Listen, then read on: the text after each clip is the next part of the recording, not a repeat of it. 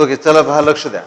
तर आपण basic terms in फिजिक्सला सुरुवात केली होती. लक्ष बेटा आता इकडे, अजिबात नाही. तसा नमुना बनायचा आहे का आपल्याला? आता जे बोललो आपण, तर आपण बेसिक टर्म्स इन फिजिक्सला सुरुवात केली होती आणि खूप साऱ्या टर्म्स आपण स्टडी केल्या आतापर्यंत. डिस्टन्स स्टडी केलं, डिस्प्लेसमेंट स्टडी केलं, स्पीड स्टडी केला, वेलॉसिटी स्टडी केला, खूप चांगल्या तऱ्हेने तेही. नंतर ॲक्सलरेशन स्टडी केलं, फोर्स स्टडी केला, मोमेंटम स्टडी केला, वर्क स्टडी केला, पॉवर स्टडी केला, प्रेशर स्टडी केलं, स्पेसिफिक हीट स्टडी केली, हीट कपॅसिटी स्टडी केली. तर कालपर्यंत आपण इथपर्यंत जे पॉईंट्स, आणखी काही kinetic energy, potential energy. Okay, तर येस, अशा बऱ्याचशा गोष्टी आपण स्टडी केल्या आतापर्यंत. आणि आज आपल्याला स्टडी करायचा इम्पल्स. तुम्ही ऐकलं का कधी इम्पल्स? भिंतीवर आपण ना खिडा ठोकतो, खिडा आहे ना, आपण भिंतीवर ठोकणार, बरोबर आहे. तर काय होते माहिती आहे का, त्या खिड्यावर आपण ना हॅमरच्या साहाय्याने काय एक्झर्ट करणार? फोर्स. आणि तो फोर्स किती वेळापर्यंत एक्झर्ट होतो त्यावर डिपेंड होतो की त्याचा इम्पॅक्ट त्या वॉलवर किती होतो, वॉलमध्ये किती जातो, अर्थात वॉलच्या नेचरवरही डिपेंड असणार. समजलं का? म्हणून जिथे तुम्ही फोर्स अप्लाय करता फॉर सर्टन टाइम, काय अप्लाय करता? Force for certain time. खिडा ठोकताना तुम्ही अशी हॅमर दाबून ठेवता का? हॅमर घेतली नशी दाबून राहिले, खिडा आतमध्ये जाणार. तुम्ही काय करता? हॅमर्ड करता, इम्पॅक्ट करता सोडून देता, इम्पॅक्ट करता आणि सोडून देता. तुम्ही जो फोर्स एक्झर्ट करता for small interval of time exert करता, बरोबर आहे. म्हणजे तिथे काय समजत आहे ना तुम्हाला? मी काय एक्झाम्पल देत आहे की भिंतीमध्ये खिडा ठोकायचा आहे, खिडा भिंतीवर लावला, हॅमर तुमच्या हाती आहे आणि तुम्ही त्याला ठोकणार. तुम्ही असं का नाही करणार की हॅमर दाबून ठेवून राहिले, खूप वेळपर्यंत दाबली हॅमर, तिथे फोर्स कमी असेल आणि टाइम किती लावला तरी ना खिडा काही आपलं वर्क करणार नाही. आणि नंतर ज्यावेळेस तुम्ही इम्पॅक्ट करता तिथे फोर्स जास्त असेल पण टाइम कमी असेल, कमी टाइम पर्यंत, बरोबर आहे. तो फोर्स, जास्त फोर्स कमी टाइम पर्यंत ऍक्ट करता आणि त्याला जर दाबून ठेवलं तर कमी फोर्स जास्त वेळपर्यंत ऍक्ट करतात, तरी सुद्धा आपलं काम होणार नाही, बरोबर आहे. म्हणून इम्पॅक्ट जो आहे तो दोन्ही गोष्टीवर डिपेंड असतो. जो एखाद्या बॉडीवर होणारा जो इम्पॅक्ट आहे किंवा एखादी बॉडी दुसऱ्या बॉडीवर ज्यावेळेस कोलाइड होते, तो जो इम्पॅक्ट आहे तो दोन्ही गोष्टीवर डिपेंड असतो. एक तर किती फोर्स एक्झर्ट होतो आणि तो किती टाइमसाठी एक्झर्ट होतो, बरोबर आहे. त्या दोघांचा जर प्रोडक्ट केला तर that is called as impulse. So impulse is nothing but force multiplied by time. म्हणून इम्पल्स काय असणार? तो इम्पल्स आपण जे ने दाखवू, impulse equal to force multiplied by time. Force multiplied by time is impulse. So J equal to force लिहाल आपण F आणि टाइम लिहाल T, F into T equal to impulse. टाइमला तुम्ही dt लिहिलं तरी चालेल. आता कोण सांगेल फोर्सला आपण काय लिहित असतो? Force is mass into acceleration, not velocity. Force काय असते? Mass into acceleration. बघा मी आता याला कसं डेव्हलप करतो. सो फोर्सला लिहिणार आपण mass into acceleration into time, मॅट, बरोबर आहे. Mass into acceleration into time. पण ॲक्सेलरेशनला आपण काय लिहितो? इथं याला कारण लिहू आपण, since force equal to mass into acceleration, बरोबर आहे. पण ॲक्सेलरेशन काय असते? Change in velocity upon time, बरोबर आहे. इथे आपल्याला लिहिता येणार की acceleration is change in velocity DV by dt, बरोबर आहे. जर आपण एला डीव्ही बाय टी लिहिलं तर इम्पल्स काय होणार? एम. एला काय लिहिलं तुम्ही? डीव्ही बाय dt आणि इंटू टी, बरोबर आहे. आणि या टीला तुम्ही dt पण लिहू शकता. T is time, dt is also time, okay. आणि म्हणून जर आपण असं लिहिलं, बघा आता मी काय करतो, या एमला मी या डीच्या आतमध्ये टाकतो. So D of M V by D T, याला पण मी लिहितो dt. बघा, जे अगोदरपासून नसतील त्यांना एक प्रॉब्लेम येणार की हा डी कुठून आला. D indicates change, DV change in velocity, dt change in time. Change in time आणि टाइम सारखाच असतो, ओके. आता मला सांगा dt काय झाला? कॅन्सल. एम व्ही काय असतो? Mass into velocity, mass into velocity momentum, mass into velocity momentum. म्हणून dt तर कॅन्सल झाला. सो हे काय झाला? D into P, P is momentum. म्हणून डीपी काय झाला? Change in momentum, change in momentum. म्हणून इम्पल्स काय असतो? Change in momentum. बघा काय होते की समजा पहिली वेलॉसिटी दिलेली आहे काहीतरी, काय म्हणू आपण, 10 मीटर पर सेकंड. दुसरी वेलॉसिटी दिलेली काहीतरी 15 मीटर पर सेकंड. आणि वेलॉसिटी बदलण्यासाठी लागणारा टाइम दिला काहीतरी, टाइम किती आहे? काहीतरी 2 सेकंड. आणि त्या बॉडीचं मास दिलं असेल, मास आहे काहीतरी 2 kg, तुम्हाला म्हटलं असेल इम्पल्स काढा, काय होणार? तुम्हीच म्हणणार, तुम्हीच तर सांगितलं इम्पल्स म्हणजे फोर्स इंटू टाइम, फोर्स तर काही दिलाच नाही, बरोबर आहे ना? फोर्स तर काही दिला नाही असं होणार. पण पहा, लक्षात घ्या, बरोबर विचार करता आला पाहिजे. जर तुम्हाला 2 व्हेलॉसिटीज आणि टाइम माहित असेल तर काय काढता येते?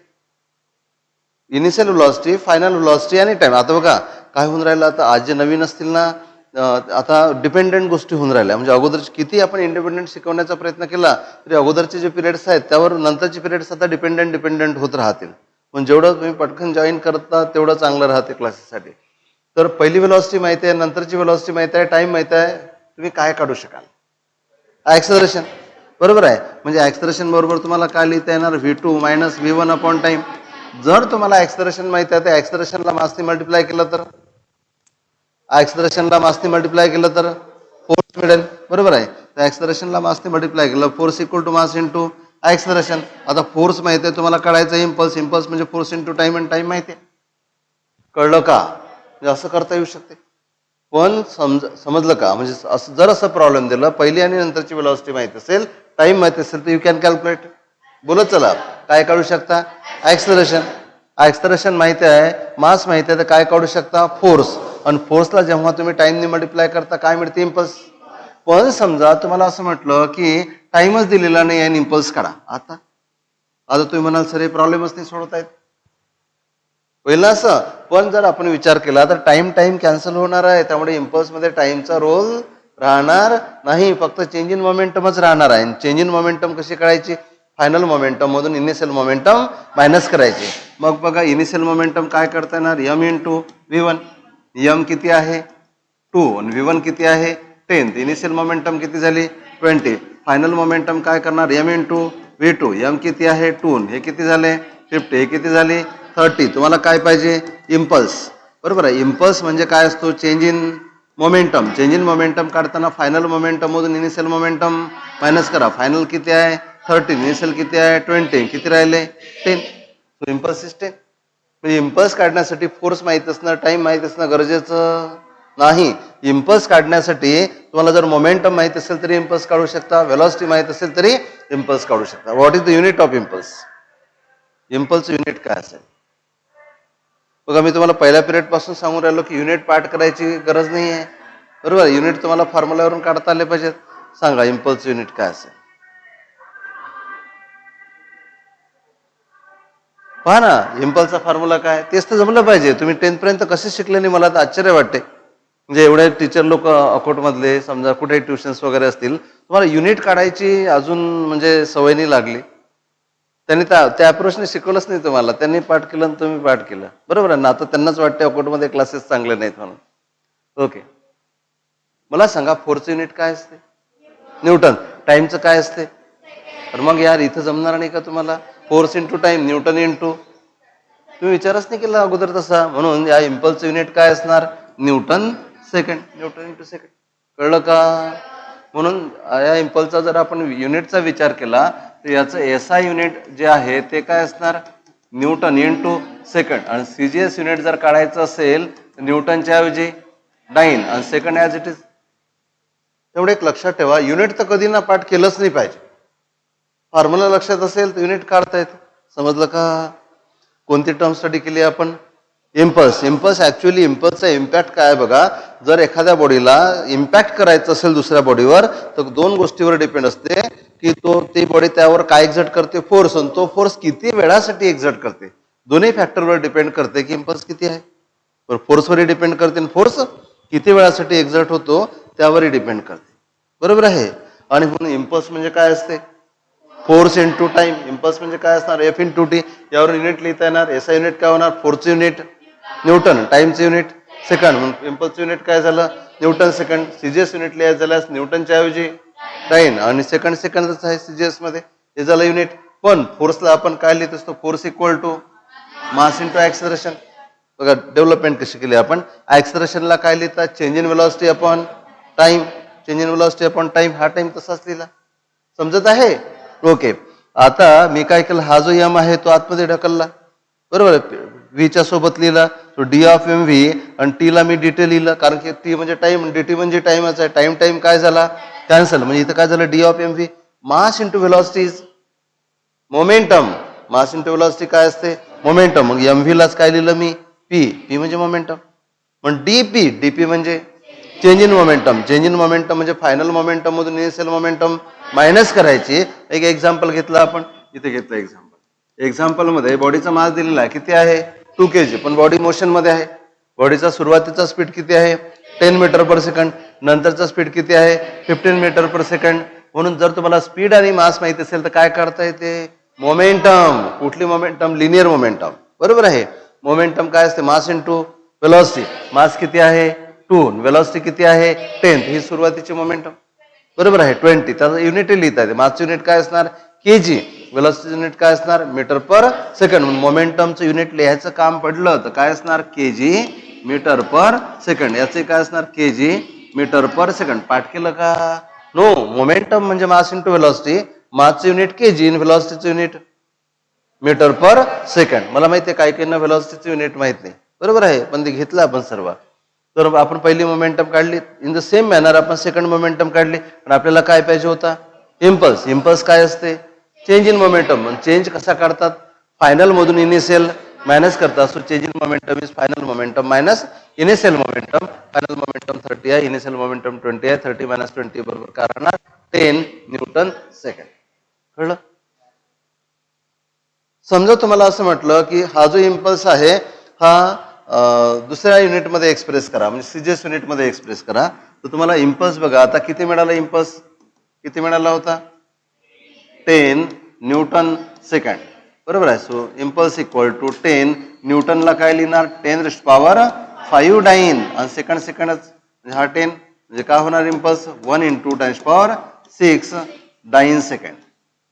तुम्हाला सीजीएसचं कन्व्हर्शन एमकेएस मध्ये, एमकेएसचं कन्व्हर्शन सीजीएस मध्ये करता आलं पाहिजे. बरोबर. म्हणजे ऑप्शन जे 4 असतील ना त्याच्यामध्ये हे ऑप्शन असू शकते.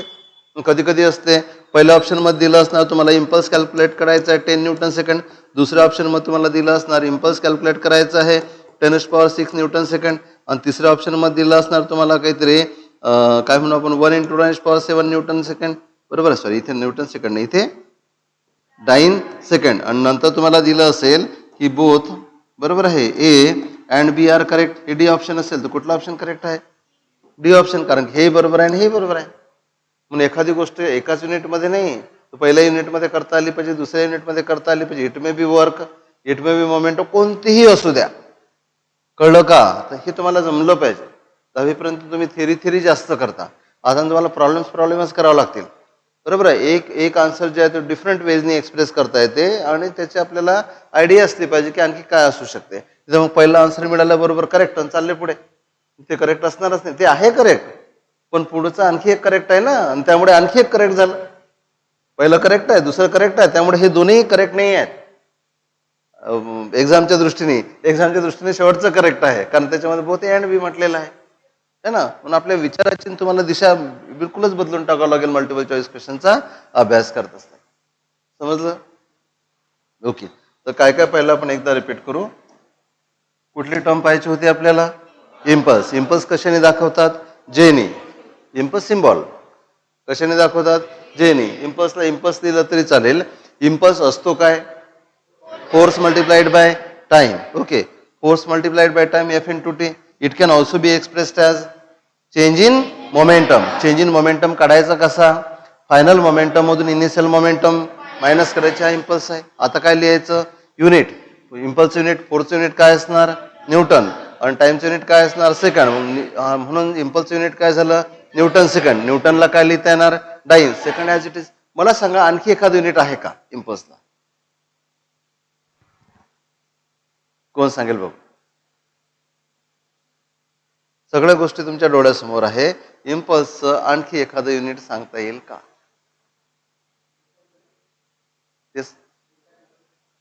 न्यूटन युनिट म्हणता येईल पण मी वेगळंच म्हणतो. अगदी सेकंडच्या जागी मिनिट केले तर बरोबर आहे. मला सांगा इम्पल्स काय आहे? Change in momentum. म्हणजे चेंज इन मोमेंटमचं युनिट म्हणजे मोमेंटमचं युनिट. मोमेंटमचं युनिट काय आहे?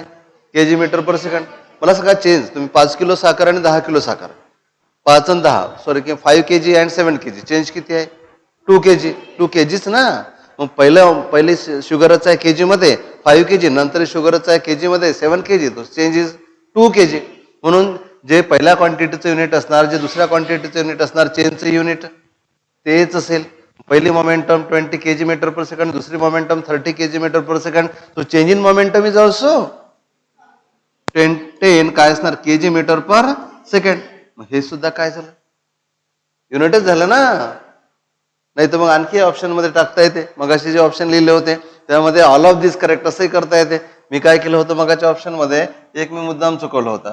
आता ते मुद्दाम चुकवण्याची गरज नाही. काय होतं बघा, तर होतं तर फर्स्ट लिहिलं, हे सेकंड लिहिलं, आणि इथं काय लिहिणार मी की काय kg मीटर पर सेकंड.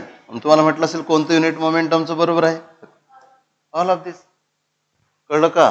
पण बघा तुमच्या डोळ्यासमोरच होतं, पण आता तुम्हाला त्या आपल्या माइंडची दिशा बदलावं लागणार, विचार करायची. कळलं ना तुम्हाला? मी किती वेळा सांगितलं की चेंज इन मोमेंटम म्हणजे इम्पल्स, चेंज इन मोमेंटम म्हणजे इम्पल्स, म्हणजे मोमेंटमचं युनिट म्हणजे इम्पल्सचं युनिट. बरोबर आहे. आणि यापैकी कोणते दोन युनिट सारखे आहेत, अगदी सारखे? A and C. A and C मध्ये काहीच फरक नाही आहे. जे ए आहे ते सी आहे. कसं माहितीये का? बघा कसं, तुम्हाला सांगा, पहिलं युनिट काय आहे, न्यूटन सेकंड. न्यूटन म्हणजे काय, फोर्स. सेकंड म्हणजे काय आहे, टाइम. बरोबर आहे. फोर्सचं युनिट काय लिहितो आपण, फोर्सला काय लिहितो, मास इंटू ऍक्सलरेशन इंटू टाइम. आता बघा हे झालं युनिट. न्यूटन काय आहे, फोर्स, आणि सेकंड काय आहे, टाइम. फोर्सला काय लिहिलं, mass into acceleration into time. मासचं युनिट काय असते, kg. ऍक्सलरेशनचं मीटर पर सेकंड स्क्वेअर. आणि टाइमचं काय झालं, second. Second second cancel, so kg metre per second. तेच तर आहे. हे युनिट आणि हे युनिट सारखंच आहे ना. मग कधी कधी विचारतो which of the following units are equivalent. बरोबर आहे. तर हे युनिट आणि हे युनिट कसं आहे, सारखं आहे. दोन्ही असं युनिट आहे. पण सगळं तुमच्या डोळ्यासमोर होतं. आता हे तुम्हाला वेचता आलं पाहिजे. बरोबर. आता प्रत्येक वेळेस प्रत्येक पिरियडमध्ये ना नवीन नवीन नवीन नवीन गोष्टी येतील आणि त्या हळूहळू तुम्हाला जमायला लागतात. समजलं? मग किती युनिट आता तुमच्याकडे आहेत इम्पल्सचे? 3 युनिट तर करताच येतात. 2 तुम्हाला एसआय युनिट लिहिता येतात. एक इन टर्म्स ऑफ मोमेंटम लिहिता येते आणि एक इन टर्म्स ऑफ फोर्स लिहिता येते. बरोबर आहे. आणि दुसरं सीजीएस युनिट तयार करता येते. So this is impulse. लक्षात राहील? काही प्रॉब्लेम? सर्व फॉर्म्युले लक्षात आहेत? सर्वचे सर्व आतापर्यंत घेतलेले. एकदा आपण रिपीट करू सर्व फॉर्म्युले. पहिला फॉर्म्युला काय घेतला, पहिलं काय घेतलं होतं आपण, डिस्टन्स. सांगा डिस्टन्स काय होतं, काय डोळ्यासमोर घ्याल, डिस्टन्स. तुमच्यापैकी बरेच जण नव्हते आणि थोडीसं फास्ट घेणार आहे मी. डोळ्यासमोर काय घ्याल, डिस्टन्स म्हणजे काय, एक पार्टिकल इथे होता ना, हा इथे पोहोचला, हा त्या पार्टिकलनी कव्हर केलेला पाथ आहे. या पाथची काय मोजायची, लेंथ, आणि त्यालाच काय म्हणतात, डिस्टन्स. समजलं डिस्टन्स? सर्वांना समजलं ना? ज्या मार्गाने पार्टिकल धावला तो पाथ जो आहे त्या पाथची काय मोजायची, लेंथ. आणि जेवढी लेंथ असणार दॅट इज डिस्टन्स. आणि हे डिस्टन्स मोजायचं कशामध्ये, मीटरमध्ये मोजू शकता, सेंटीमीटरमध्ये मोजू शकता, किलोमीटरमध्ये मोजू शकता, एटसेट्रा. ओके. हे झालं डिस्टन्स. नंतर काय पाहिलं होतं आपण, डिस्प्लेसमेंट. बरोबर आहे. हाच पाथ आहे, पण अगदी पहिल्या पॉईंट पासून तर शेवटच्या पॉईंट पर्यंत सरळ रेषा काढायची. आणि ती जी सरळ रेषा आहे त्याला तुम्ही काय म्हणता, डिस्प्लेसमेंट. याला डायरेक्शन असते, पहिल्या पॉईंट कडून शेवटच्या पॉईंट कडे ही त्याची डायरेक्शन आहे. हे काय झालं, डिस्प्लेसमेंट. मग डिस्प्लेसमेंट काय असेल, स्ट्रेट लाईन किंवा शॉर्टेस्ट. स्ट्रेट लाईन म्हणा किंवा शॉर्टेस्ट जे डिस्टन्स असणार from initial point two final point. बरोबर आहे. त्यालाच काय म्हणतात, डिस्प्लेसमेंट. याचे युनिट तेच राहतील. ओके. हे काय झालं, डिस्प्लेसमेंट. याला डायरेक्शन असणार. डिस्प्लेसमेंट नंतर आपण काय घेतलं होतं, स्पीड. स्पीड बरोबर काय असते, डिस्टन्स जे आहे त्या डिस्टन्सला जर टाइमने डिव्हाइड केलं तर काय मिळेल, speed. So speed is nothing but distance upon time. याचं युनिट लिहायचं झाल्यास डिस्टन्स युनिट काय असणार, मीटर, आणि टाइमचं युनिट काय असणार, second. Metre per second. Metre पर सेकंडच्या ऐवजी तुम्ही किलोमीटर पर आवर सुद्धा वापरू शकता. काय झालं, स्पीड. स्पीड नंतर काय येणार, वेलॉसिटी. बरोबर आहे. वेलॉसिटीचा फॉर्म्युला कोण सांगेल काय असते, स्पीड डिस्टन्स अपॉन टाइम आहे, तर वेलॉसिटी काय असणार, displacement. Velocity is displacement upon time. आणि युनिट कसं राहणार, सेम, कारण की डिस्टन्स आणि डिस्प्लेसमेंटचे युनिट सेम आहे, त्यामुळे स्पीड आणि वेलॉसिटीचं सुद्धा युनिट सेम राहील. पण वेलॉसिटीला काय असेल, डायरेक्शन. आणि कोण सांगेल वेलॉसिटीची डायरेक्शन कशी काढाल, ज्या पाथवरून पार्टिकल धावत असेल त्या पाथला काय काढायची, टँजंट, आणि त्या टँजंटची डायरेक्शन म्हणजे वेलॉसिटीची direction. So direction of velocity is tangential. Okay, हे झालं वेलॉसिटी. वेलॉसिटी झाल्यानंतर काय घेतलं होतं आपण? मोमेंटम. मोमेंटम तुम्हाला आताच सांगितलं कशाने दाखवतात? पीनी. आणि मोमेंटम म्हणजे काय असते? Mass into velocity. मासला वेलॉसिटीने मल्टिप्लाय केलं की काय मिळेल? मोमेंटम. फटाफट घेऊन राहिलो आपण, लक्ष द्या, सगळं आहे पहिल्या दिवसपासूनचं. आता याचं युनिट लिहायचं झाल्यास मासचं युनिट काय असणार? केजी. वेलॉसिटीचं युनिट काय असणार? Metre per second. हे झालं मोमेंटमचं युनिट. पाठ करायची, फक्त पाठ काय पाहिजे? फॉर्म्युला. मोमेंटम समजते ना? मोमेंटम म्हणजे मास इंटू वेलॉसिटी. मासचं युनिट केजी, वेलॉसिटीचं युनिट मीटर पर सेकंड. कळत आहे? जास्त पहिल्यांदा आले त्यांना कळत आहे ना? ओके, हे झालं मोमेंटम. मोमेंटम नंतर काय घेतलं होतं आपण? ऍक्सलरेशन. ओके, ऍक्सलरेशन केव्हा असते? जेव्हा व्हेलॉसिटी चेंज होते. आणि ऍक्सलरेशन काढताना तुम्ही काय करत असता? चेंज इन व्हेलॉसिटीला टाइमने डिवाइड करता. So acceleration is change in velocity upon time. पण चेंज इन व्हेलॉसिटी कशी काढता? फायनल व्हेलॉसिटी मधून इनिशियल व्हेलॉसिटी मायनस करताना अपॉन टाइम. आणि याचं युनिट असते मीटर पर सेकंड स्क्वेअर. लक्षात राहील. कोणती टर्म आहे? ऍक्सलरेशन. ऍक्सलरेशन केव्हा असते? जेव्हा व्हेलॉसिटी चेंज होते. ऍक्सलरेशन काढतात कसं? Change in velocity upon time. Change in velocity कशी काढतात? नंतरच्या व्हेलॉसिटी मधून अगोदरची व्हेलॉसिटी मायनस करतात. नंतरची आहे V2, अगोदरची आहे V1. टाइम लागला T. बरोबर आहे. याचं युनिट काय असते? Metre per second square. हे काय झालं? ऍक्सलरेशन. लक्षात राहील, तर बेसिक्स आहेत, सगळं माहितच पाहिजे. तर पहिली टर्म कोणती? डिस्टन्स. बरोबर आहे. पाथ जो आहे तो डिस्टन्स. दुसरी टर्म कोणती? डिस्प्लेसमेंट. पहिल्या पॉईंट पासून दुसऱ्या पॉईंट पर्यंत जे सरळ काढलं दॅट इज डिस्प्लेसमेंट. डिस्टन्सला डायरेक्शन नसते, डिस्प्लेसमेंटला डायरेक्शन असते. कोणती? पहिल्या पॉईंट पासून दुसऱ्या पॉईंट पर्यंत. ओके, नंतर काय घेतलं? स्पीड. स्पीड कसा काढायचा? Distance upon time. नंतर काय घेतलं? वेलॉसिटी. वेलॉसिटी कशी काढायची? Displacement upon time. पण डिस्टन्सला डायरेक्शन नसते, त्यामुळे स्पीडला डायरेक्शन नसते. डिस्प्लेसमेंटला डायरेक्शन असते, त्यामुळे वेलॉसिटीला डायरेक्शन नसते.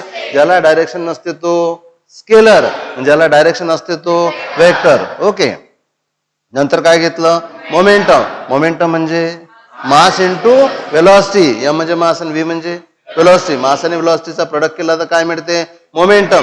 जर युनिट विचारलं तर फक्त फॉर्म्युल्यावर लक्ष द्यायचं. एम काय आहे? मास. मास कशामध्ये मोजतात? किलोग्रॅम मध्ये. व्ही काय आहे? स्पीड. कशामध्ये मोजतात? मीटर पर सेकंड मध्ये. म्हणून काय झालं? मोमेंटमचं unit KG metre per second. हेच युनिट कोणाचं असते? इम्पल्सचं असते. ओके, जे मोमेंटमचं तेच इम्पल्स असते. नंतर काय घेतलं? ऍक्सलरेशन. ऍक्सलरेशन असते केव्हा? जेव्हा व्हेलॉसिटी चेंज होते. व्हेलॉसिटी जर चेंज होत असेल तर ऍक्सलरेशन असते.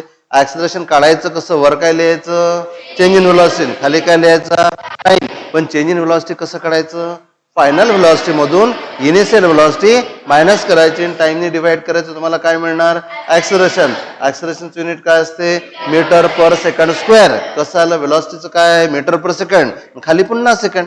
मीटर पर सेकंड खाली पुन्हा second. So metre per second square. हे काय झालं? ऍक्सलरेशन. ऍक्सलरेशन झाल्यानंतर घेतलं आपण फोर्स. बरोबर आहे. तर फोर्सचा फॉर्म्युला, फोर्स बरोबर काय होतं? मास इंटू ऍक्सलरेशन. बरोबर आहे. आता बघा इथे force is mass into acceleration. पण मासचं युनिट काय असणार? केजी. ऍक्सलरेशनचं असणार मीटर पर सेकंड स्क्वेअर. आणि यालाच म्हणतात newton. So KG metre per second square is nothing but newton. दुसरं एक युनिट असते, किलोग्रामच्या जागी ग्रॅम घ्या, मीटरच्या जागी सेंटीमीटर घ्या, सेकंड स्क्वेअर तसाच लिहा. यालाच काय म्हणतात? डाईन. आणि तुम्हाला हे सांगितलं आहे की 1 न्यूटन इक्वल टू 10⁵ डाईन. हे कसं आलं हे सांगितलं होतं का? हे कसं आलं हे सांगितलं होतं का? हे 1 न्यूटन इक्वल टू 10⁵ डाईन कसे आले सांगितलं होतं का? नाही. कसे आले बघा. आता बघा, न्यूटन आपण कशाला म्हटलं? KG metre per second. यालाच काय म्हटलं आपण? Newton. Okay, so 1 newton equal to 1 newton equal. Kilogram म्हणजे किती ग्रॅम? 1000 ग्रॅम. 1 मीटर म्हणजे किती सेंटीमीटर? 100 सेंटीमीटर. सेकंड तसाच लिहिला. हे झाले 10 क्यूब आणि हे झाले 10⁻². सो 1 न्यूटन इक्वल टू काय होणार? हे 10 क्यूब आणि 10⁻².